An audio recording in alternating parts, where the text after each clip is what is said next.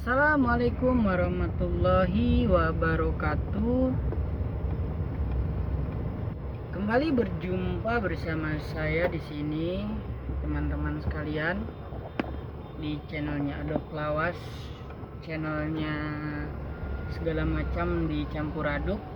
Ada otomotif, review kendaraan, jual beli, dan elektrikal, mekanikal, dan sebagainya ya. Pokoknya dicampur aduk aja lah ya. Karena belum terkonsep seutuhnya, jadi mau fokus di satu channel juga bukan ngejar-ngejar apa-apa ya, cuma channel berbagi aja. Jadi di dalam channel Adok Lawas ini semuanya ada di sini, sekedar untuk mereview apa yang saya dapatkan dan pengalaman dari apa yang saya alami, temuan dari apa yang saya temukan dalam perjalanan ya, otomotif dan sebagainya. Jadi sedikit banyaknya bisa diambil hikmahnya, asik hikmahnya, buset hikmah, bukan hikmah. Jadi di situ mungkin ada pengalaman dari kendaraan atau lain-lain yang bisa bermanfaat untuk teman-teman. Nah, kali ini kita akan mereview atau membedah mesin mobil overhead. Ada beberapa penyebab utama nih yang paling sering terjadi. Panasnya mesin itu mulai dari pembakaran yang tidak sempurna dan adanya, kalau mobil karburator biasanya terlalu irit juga menyebabkan mesin panas. Ditambah terforma dari radiator, sirkulasi, water pump, terus kisi-kisi radiator sudah mampet, terus ada packing head juga udah melenting, udah bocor, bisa jadi penyebab adanya overhead pada mesin mobil ya. Yang pertama, identifikasi pertama untuk mengecek mobil yang panasnya itu kadang berlebih dan overhead. Yang pertama, teman-teman bisa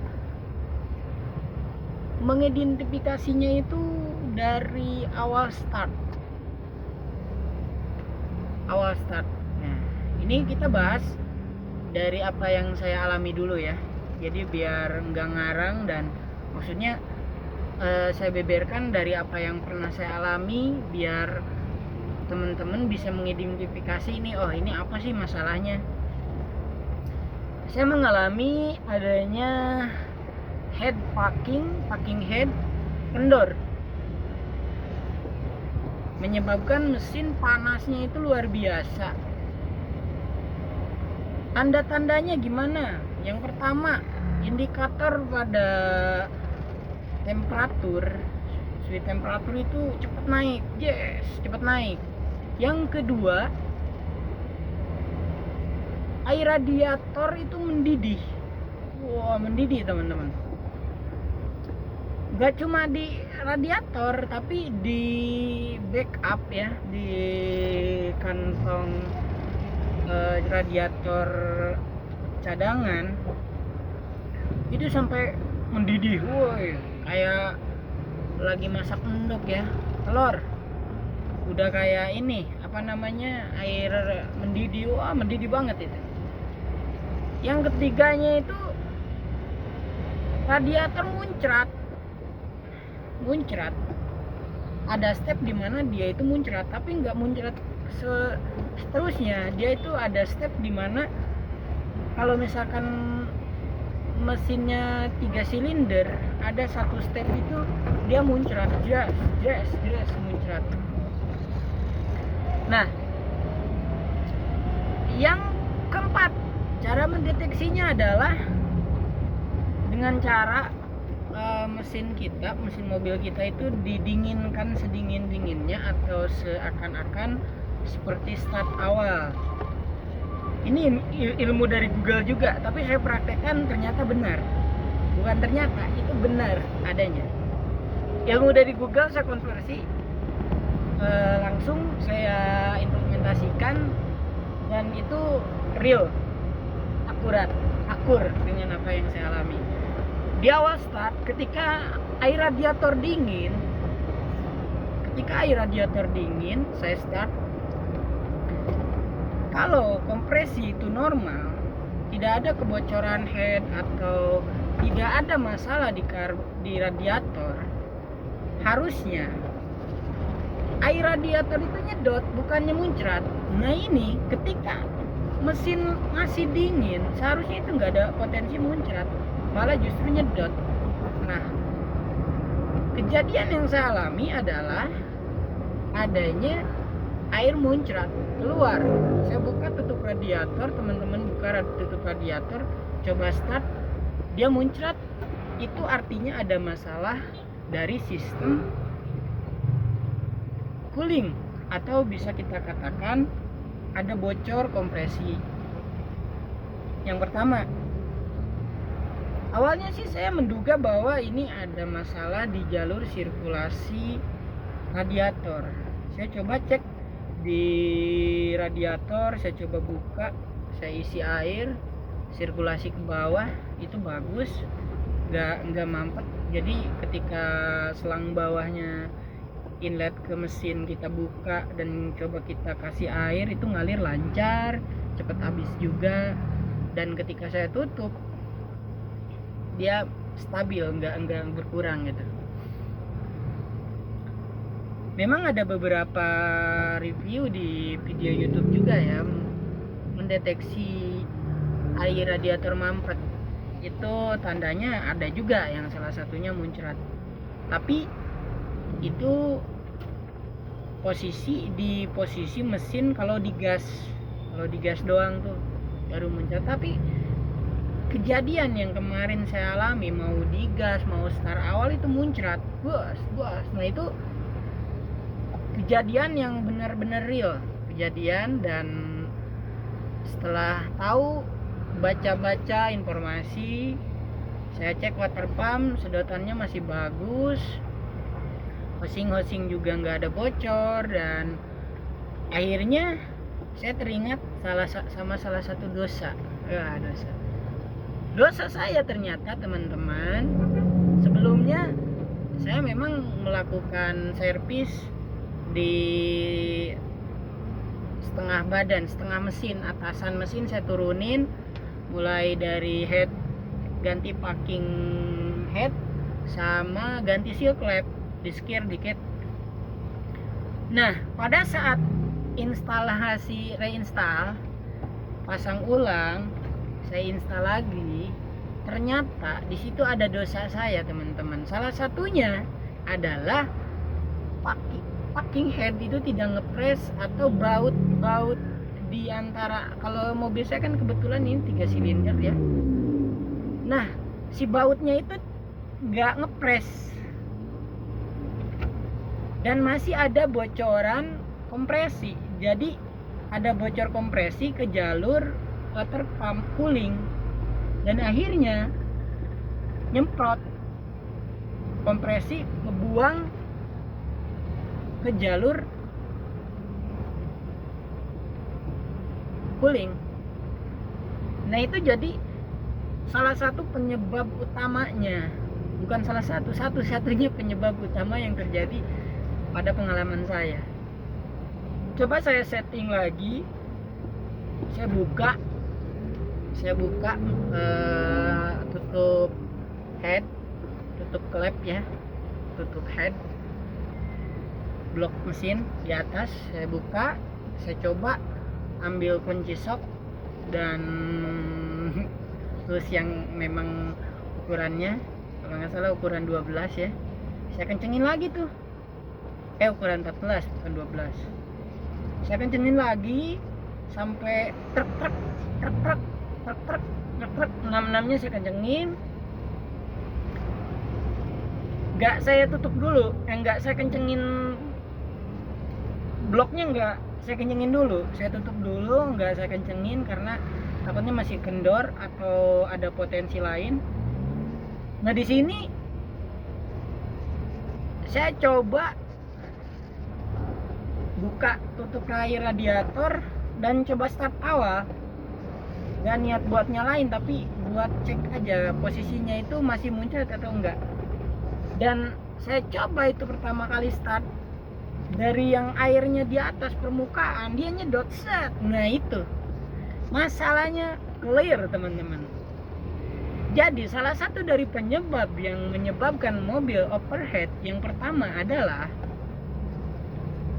adanya bocor pada kompresi mesin, yang dimana mesin bekerja kan, piston seher naik turun itu kan panas, ada kompresi juga. Nah dari kompresi itu kebuang ke jalur cooling, panas, maka si air cooling itu nggak sirkulasi secara normal, jadi lebih banyak ngebuang dibanding sedot. Jadi yang harusnya cooling itu bekerja vakum dan in out, justru jadi out semuanya. Jos, jadi harusnya dia nyedot, malah justru dia jadi ngebuang karena ada kompresi. Nah di sini teman-teman masalah yang pernah saya alami. Jadi buat teman-teman yang memiliki mobil mungkin dari usia 2005 ke bawah, atau katakanlah masih karburator, mobilnya pakai karburator, boleh dipraktekkan, tapi secara konsep harusnya mau mobil injeksi atau radiator, untuk mengidentifikasi adanya masalah atau kendala nih, awal mula kendala pada mesin Anda, itu salah satunya bisa jadi dari adanya kompresi bocor. Sebelum teman-teman merasakan rugi dan merasakan turun mesin yang luar biasa diakibatkan karena overheat. Kalau udah overheat dipaksain melenting, nanti si headnya itu melenting, otomatis perlu di-scrap biar presisi lagi, biar rata lagi. Walaupun teman-teman coba dipakein packing deksel, head dekselnya itu tebal apa gimana, kalau misalkan posisinya udah melenting pasti ada kompresi yang bocor dan akhirnya overheat juga. Lalu bagaimana untuk solusi untuk masalah ini? Yang pertama, ketika mobil Anda sudah naik di jarum yang abnormal, yang tidak biasa, jangan paksakan. Karena kalau dipaksakan nanti akan ada perubahan bentuk dari mesin itu sendiri, komponen mesin itu sendiri, karena overheat, panasnya luar biasa yang bikin head deksel itu melenting.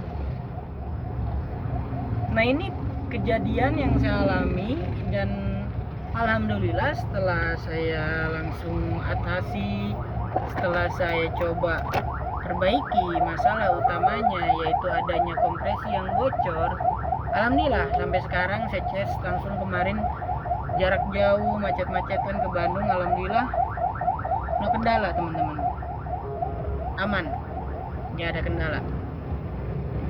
Jadi pelajarannya adalah mengidentifikasi adanya kebocoran pada kompresi, yaitu ketika mesin Anda awal di start dinyalakan, air radiator muncrat. Salah satunya adalah adanya kebocoran pada kompresi. Yang kedua, indikator dari pengalaman yang saya alami, adanya bocor pada kompresi, ada suara gemuruh di dalam box air cadangan, mendidih. Yang harusnya dia kesedot itu malah mendidih di situ. Hawa panas, kalor di situ. Jadi si air itu mendidih guys, jadi naik, bukannya turun, bukannya nyedot, malah justru yang tadinya tempat air cadangan itu setengah, ketika saya nyalain saya matiin, dia jadi penuh guys. Nah itu salah satu masalah yang saya alami ketika mobil overhead, dan indikasi mobil overhead itu kenapa. Padahal pada awalnya mobil nggak apa-apa. Sebenarnya mobil awalnya itu nggak apa-apa, cuma ada ngebul karena memang seal klep udah aus. Seal klepnya itu seal pada klep aus, dan coba kita ganti. Alhamdulillah ada perbedaan lah, ada perbedaan dari before ke after, tapi masih ada ngebul tipis kalau misalkan pagi-pagi ngebul, dan memang ada sedikit luka lah di linear ring seher yang perlu dinormalkan atau mau di bore up. Tapi masih seneng aja karena ketika mobil panas udah normal, udah dipakai stabil, itu nggak ada ngebul. Masih relatif aman. Jadi untuk teman-teman sekalian, ketika mengalami hal tersebut, ketika mengalami masalah pada mobil, jangan terlalu panik. Coba diidentifikasi dulu masalah-masalahnya, agar ketika teman-teman datang ke bengkel itu nggak ditakut-takutin. Karena yang saya ketahui, bengkel itu nggak semuanya jujur. Kalau semuanya jujur, nggak ada neraka di dunia, di akhirat nanti ya. Jadi kadang-kadang masalahnya ini, dibilangnya ini mesti ganti ini itu. Jadi teman-teman akhirnya ada stigma bahwa punya mobil itu jajannya banyak. Padahal kalau pengalaman dari yang saya alami,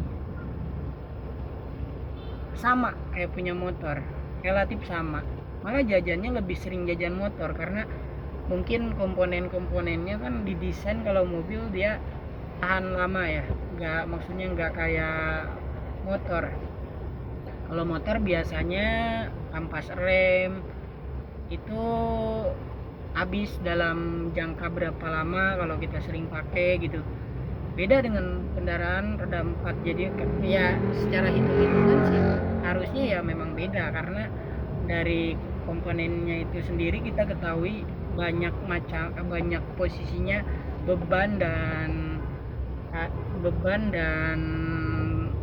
pengeremannya enggak dan itu pun satu kali ngeremnya 4-4-nya. Jadi wajar ketika kampas rem dan sebagainya itu lebih awet. Nah, kedua, ketika teman-teman mengalami masalah tersebut, coba jangan dulu main ke bengkel. Coba dilihat dulu, diidentifikasi dulu. Salah satunya cara ngecek radiator buntu atau enggak, di selangnya, di klem selangnya dibuka dulu. Teman-teman buka dulu klem selang, terus kasih air ke bawah, apa dia ngalir lancar atau enggak. Kalau seumpamanya enggak, nah itu yang pertama, belum ke packing deksel atau bocor kompresi. Indikasinya itu adalah radiator mampet ketika terjadi hal tersebut. Tapi ketika teman-teman sudah cek, oh ini air radiatornya lancar kok, jangan dulu ganti radiator atau buka packing deksel. Cek dulu temperaturnya, switch temperaturnya, ada masalah kotor, mampet atau enggak. Jadi ketika teman-teman mengalami hal-hal tersebut, maka menjadi lebih ringan gitu, banyak pengalaman juga, dan saya rasa akan bermanfaat buat teman-teman ketika mengalami hal tersebut dan mengidentifikasi terlebih dahulu. Jadi ketika masuk bengkel, teman-teman bisa kalkulasi, Pak ininya begini, jadi tahu harga yang harus disiapkan sama teman-teman. Jadi nggak asal masuk bengkel tahu-tahu begini dan begini. Oke. Sekian dari pengalaman yang saya alami mengenai mobil, cara mengidentifikasi mesin mobil overhead. Bisa dipahami, disimak baik-baik, mungkin ditonton lagi, ditonton ulang, didengarkan, disimak, ditonton ulang lagi, didengarkan, disimak, dan di like dan serta di subscribe ya. Oke teman-teman sekalian, semoga bermanfaat dan bisa menambah wawasan. Mohon maaf apabila ada salah kata dan ada salah materi teori, karena ini benar-benar real dari yang saya alami. Sekian, wassalamualaikum warahmatullahi wabarakatuh.